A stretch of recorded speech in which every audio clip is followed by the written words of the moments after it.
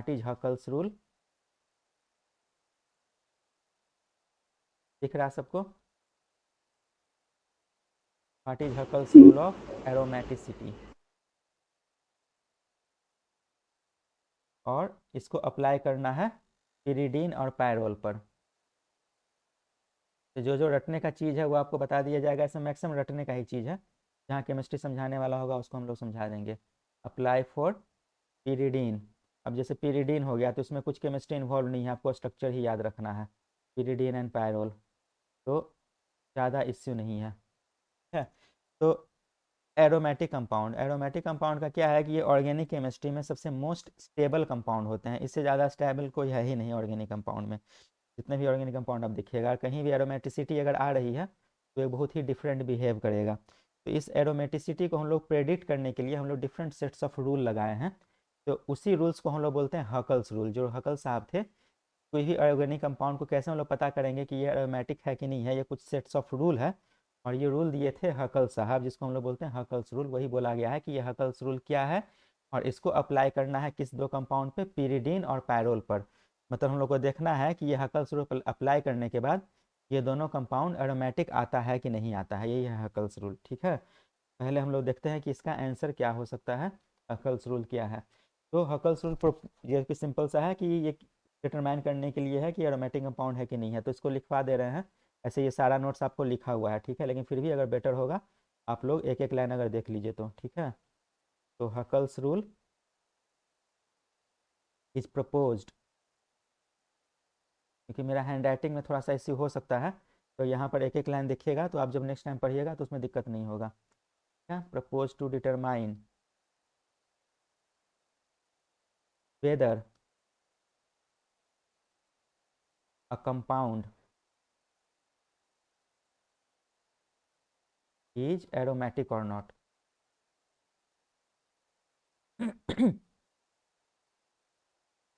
यहाँ पर जो लिखवा रहे हैं वो नोट से हल्का सा डिफर कर सकता है, क्योंकि पढ़ाने में थोड़ा सा अलग ही हो सकता है, तो लाइन बाय लाइन वो नहीं रहेगा नोट का, लेकिन चीज़ वही रहेगी। ठीक है। तो हकल्स रूल डिटरमाइन करता है कि कोई कंपाउंड एरोमेटिक है या नहीं है। उसके लिए हम लोग को कुछ प्रॉपर्टीज होनी चाहिए। ठीक है। तो अकॉर्डिंग टू दिस रूल,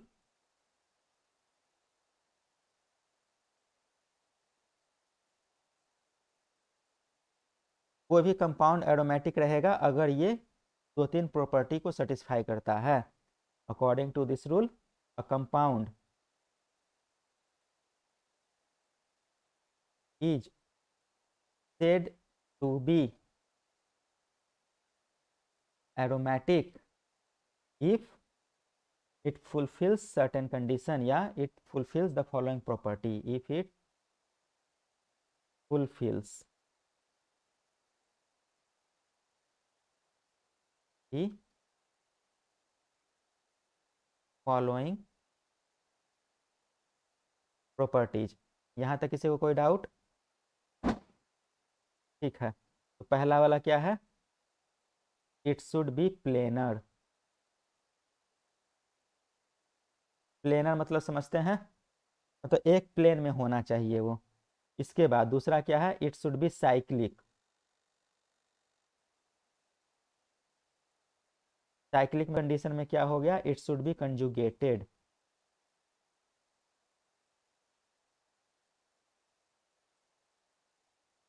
अब ये चौथा और मोस्ट इम्पॉर्टेंट जो ये है कि इसमें नंबर ऑफ इलेक्ट्रॉन जो होने चाहिए वो 4n+2 पाई इलेक्ट्रॉन होने चाहिए। It should contain 4n+2 pi electron. और ये n क्या है, n इज इक्वल टू कोई भी इंटीजर हो सकता है, 1 0 से स्टार्ट होगा, 0 1 2 3, एनी इंटीजर।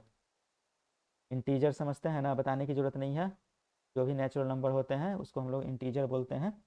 और ये n क्या है, 4n+2, ये n है number of ring, n is equal to number of ring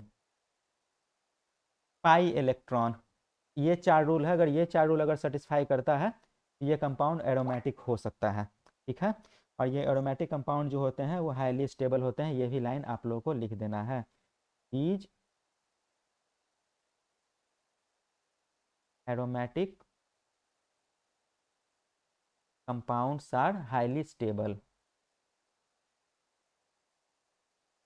तो कुछ करना है नहीं। अगर मान लीजिए आपसे कोई रैंडम XYZ मॉलिक्यूल पूछ दिया कि बताइए ये ऑर्गेनिक है कि नहीं और एरोमेटिक है कि नहीं है, तो ये आप 4 पॉइंट्स देख लीजिए। अगर ये चारों पॉइंट सेटिस्फाई हो रहा है तो ऑर्गेनिक है, मतलब ये है एरोमेटिक है। अगर ये चारों पॉइंट में से कोई एक पॉइंट भी सेटिस्फाई नहीं हो रहा है तो ये एरोमेटिक नहीं है। ठीक है, तो हम लोग देखते हैं अप्लीकेशन ऑफ हैकल्स रूल, और ये हम लोग अप्लाई करेंगे किसके लिए, पिरिडीन और पायरोल के लिए। Application of Huckel's rule. पहला हम लोग देख रहे हैं पिरिडीन। तो ये तो स्ट्रक्चर आप लोगों को याद रखना है। कुछ कुछ जो याद रखने का चीज़ है, जो रटने का चीज़ है, वो आप लोगों को याद रखना है। पिरिडीन का स्ट्रक्चर कुछ इस तरह से होता है। एक साइक्लिक रिंग है, इसमें नाइट्रोजन लगा हुआ है और डबल बॉन्ड आपको ये लगा देना है। ठीक है, तो हम लोग इसको अप्लाई करते हैं। पहला point, compound should be cyclic. तो कंपाउंड साइक्लिक है कि नहीं है, देख लीजिए, है कि नहीं। है सर। साइक्लिक है, मतलब जहाँ से शुरू हो रहा है वहीं पर ख़त्म हो रहा है, सर्किल कंप्लीट कर रहा है। चलिए साइक्लिक भी है। ठीक है, सेकंड पॉइंट में क्या हम बताए थे, सेकंड पॉइंट में ये है कि ये प्लेनर है कि नहीं है। तो आप ध्यान रखिए कि 6 नंबर रिंग तक या 7 नंबर रिंग तक जितने भी कंपाउंड आपको मिलेंगे साइक्लिक में, वो सारे के सारे आपको प्लेनर ही रहेंगे। ठीक है, तो कंपाउंड इज प्लेनर।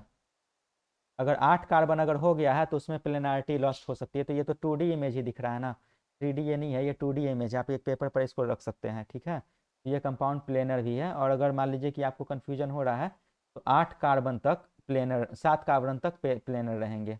ठीक है, ये चीज़ आप याद रख लीजिएगा। 8वां कार्बन आएगा तो फिर प्लेनारिटी लॉस्ट हो जाएगी। हाँ।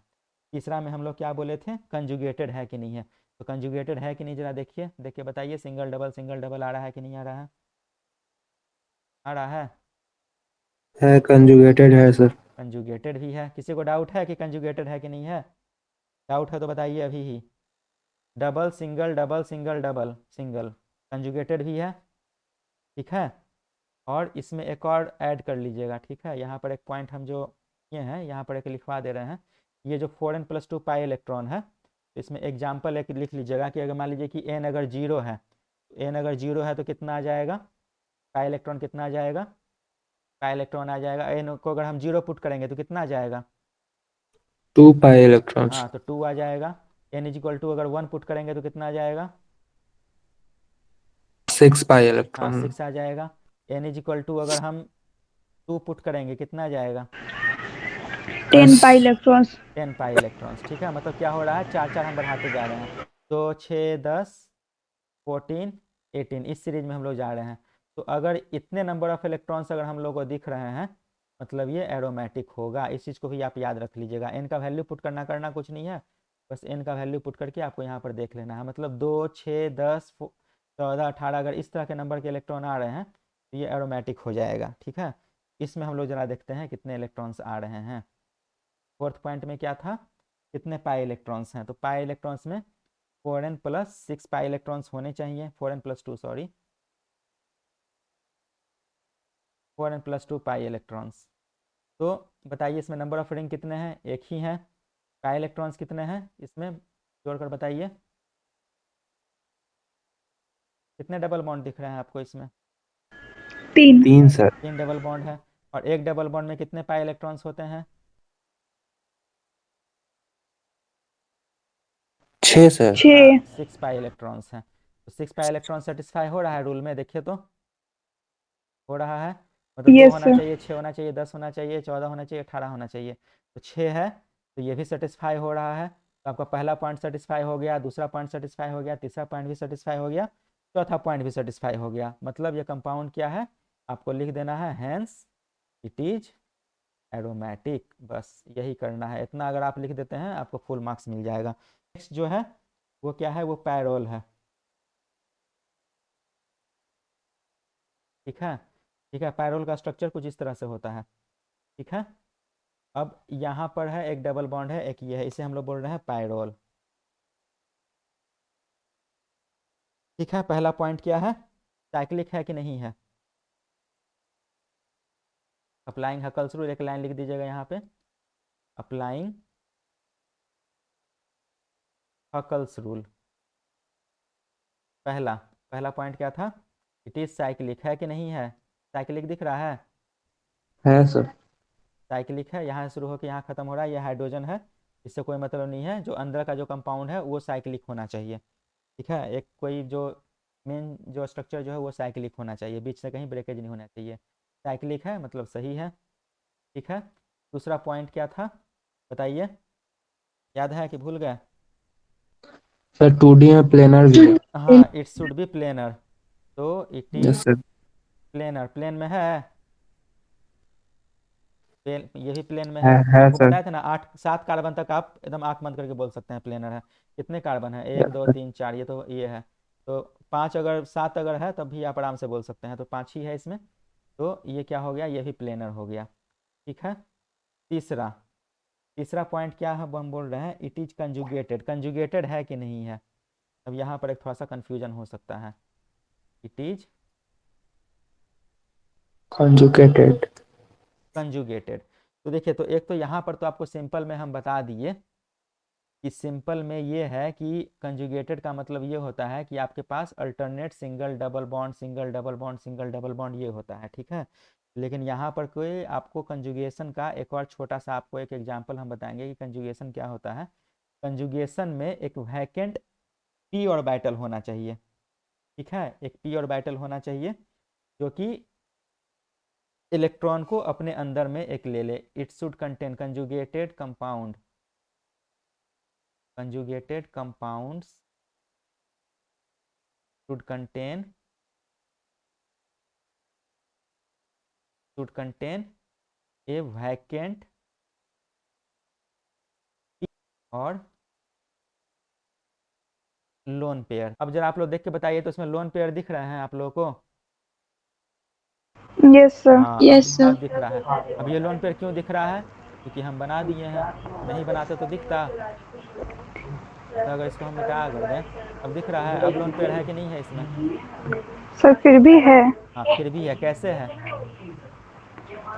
सर नाइट्रोजन के आउटर मोस्ट ऑर्बिटल सर वो 3 से भी बॉन्डिंग किया, उसके पास हाँ अभी 2 इलेक्ट्रॉन है। हाँ, सबको समझ में आ गया कि एक लोन पेयर है?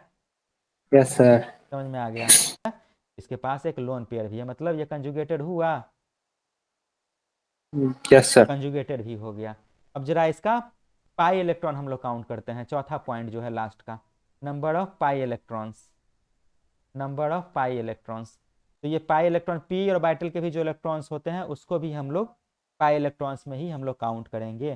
तो डबल बॉन्ड के कारण कितने पाई इलेक्ट्रॉन्स हुए? डबल बॉन्ड के कारण 2 सर।